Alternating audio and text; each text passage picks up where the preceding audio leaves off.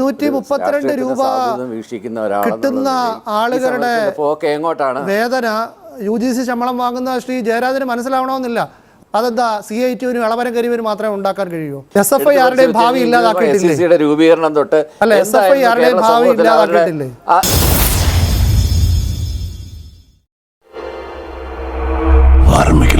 ജയരാജ്, ഈ സമരത്തോട് ഈ സർക്കാരിന് പുച്ഛമാണോ?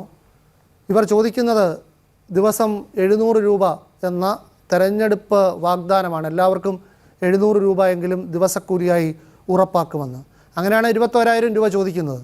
അപ്പോൾ കേരളത്തെക്കാൾ കുറഞ്ഞ സംസ്ഥാന വിഹിതമുള്ള സംസ്ഥാനങ്ങളുടെ പേര് പറഞ്ഞ് അതിനെ ന്യായീകരിക്കുകയാണോ? 1000 രൂപ വരെ കൊടുക്കണമെന്നാണ് CITU ആവശ്യപ്പെടുന്നത്.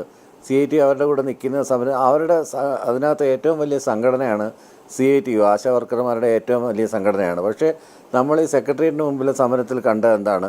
ഇളമരം കമ്മിറ്റി പറഞ്ഞത്, ഇളമരം കരീമെ അധിക്ഷേപിച്ചുകൊണ്ടല്ല സംസാരിച്ചത്, പാട്ടപ്പിരിവുകാരെന്ന് വിളിച്ചത്. എന്നിട്ട് എന്തുകൊണ്ട് അയാൾ എന്നോട് പറഞ്ഞില്ല? കാര്യം ഞാൻ വളരെ കൊച്ചുനാൾ തൊട്ടേ കാണുന്ന ഒരു ആളുകളാണ് SUCIക്കാർ. ദിവസവും ഈ 2 പേര് അല്ലെങ്കിൽ 3 പേർ നിന്ന് നിരന്തരമായി without any fail, even including Sundays വരെ നിന്ന് പിരിക്കുന്ന ആളുകളാണ് SUCIക്കാർ. അവരുടെ 2 നേതാക്കന്മാരുണ്ട്, ശിവദാസ് ഘോഷും കൃഷ്ണ ചക്രവർത്തിയും. പിന്നെ കുറച്ച് ചുവരെഴുത്തുകളും ലഘുലേഖകളും. ഞാൻ അവരുടെ ലഘുലേഖകളെല്ലാം മേടിച്ച് വായിക്കുന്നതാണ്. അവരാണ് ഈ സമരത്തിൻ്റെ പ്രധാനപ്പെട്ട ഒരു ചാമ്പ്യനായിട്ട് ആദ്യം അവതരിപ്പിച്ചത്. സുനിൽ കനകോലി പറഞ്ഞ കണക്കോലെ ഒരു ഇലക്ഷൻ വിജയിക്കണമെങ്കിൽ ലോജിസ്റ്റിക്സ് അല്ല വേണ്ടുന്നത്, അവിടെ വേണ്ടുന്നത് വികാരങ്ങളാണ്. ആ വികാരങ്ങളെ ഇളക്കിവിടാനുള്ള ഒരു തന്ത്രമല്ലേ ഈ സമരത്തിൻ്റെ മുന്നിൽ ഈ പാവപ്പെട്ട ആശാത്തൊഴിലാളികളെ മുന്നിൽ നിർത്തി നടത്തുന്നതെന്ന് സംശയിച്ചാൽ അതിന് ന്യായമില്ല എന്ന് നമുക്ക് പറയാൻ പറ്റില്ല. ഞാൻ പറഞ്ഞേ, ഇപ്പം ഇവിടെ വരാൻ പോണ ഒരു MLA ആണ്. MLA ആവുമോ? മന്ത്രിയാവണം. 232 രൂപ കിട്ടുന്ന ആളുകളുടെ എങ്ങോട്ടാണ് വേതന UGC ശമ്പളം വാങ്ങുന്ന ശ്രീ ജയരാജന് മനസ്സിലാവണമെന്നില്ല. അപ്പോൾ പിന്നെ കനകോലുവിൻ്റെ ഈ വികാര വിളക്കലായി ഇതിനെ വ്യാഖ്യാനിക്കാൻ തോന്നി. ഈ മനുഷ്യരുടെ മുഖത്ത് നോക്കി അങ്ങനെ പറയാൻ പറ്റുമോ ശ്രീ ജയരാജ്? ആരോഗ്യമന്ത്രി അല്ലല്ലോ ഡോക്ടർ B. ജയരാജ്.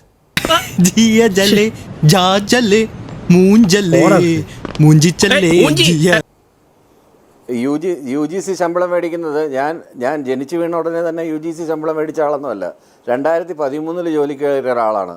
അതിനുമുമ്പ് ട്യൂട്ടോർ കോളേജ് അധ്യാപകനായിട്ടും മറ്റ് പല പ്രവർത്തികളും ചെയ്തതിന് ശേഷം മറ്റ് പല രാജ്യങ്ങളിലും ജോലി ചെയ്തതിന് ശേഷമാണ് ഞാനിവിടെ വന്നിട്ട് 2013 ജോലി കയറിയത്. അതുകൊണ്ട് തൊഴിലെടുക്കുന്നതിൻ്റെ മഹത്വത്തിനെക്കുറിച്ചും ഒരു തൊഴിലാളി കുടുംബത്തിൽ നിന്ന് വരുന്ന ഒരാളെന്നുള്ള രീതിയിലും എൻ്റെ അച്ഛൻ്റെ അമ്മ ഒരു കശുവണ്ടി തൊഴിലാളി ആയിരുന്നതിനെ കൊണ്ടും തൊഴിലിൻ്റെ മഹത്വമൊക്കെ എന്നെ ശ്രീ വിനു പറഞ്ഞ് പഠിപ്പിക്കേണ്ടുന്ന കാര്യമില്ല. തൊഴിലാളികളുടെ ബുദ്ധിമുട്ട് എന്താണെന്ന് വളരെ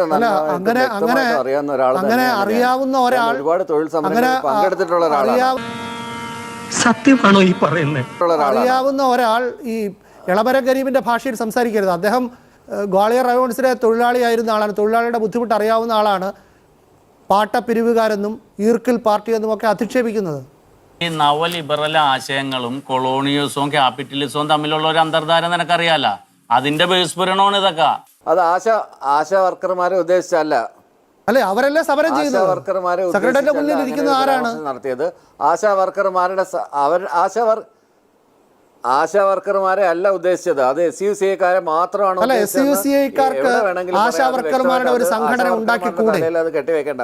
അതല്ല, SUCIക്കാർക്ക് ആശാ വർക്കർമാരുടെ ഒരു സംഘടന ഉണ്ടാക്കിക്കൂടെ?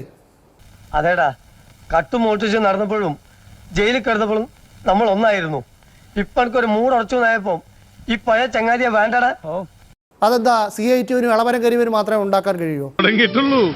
ഞാൻ വേണ്ടെന്ന് വെച്ചിരുന്നതാ.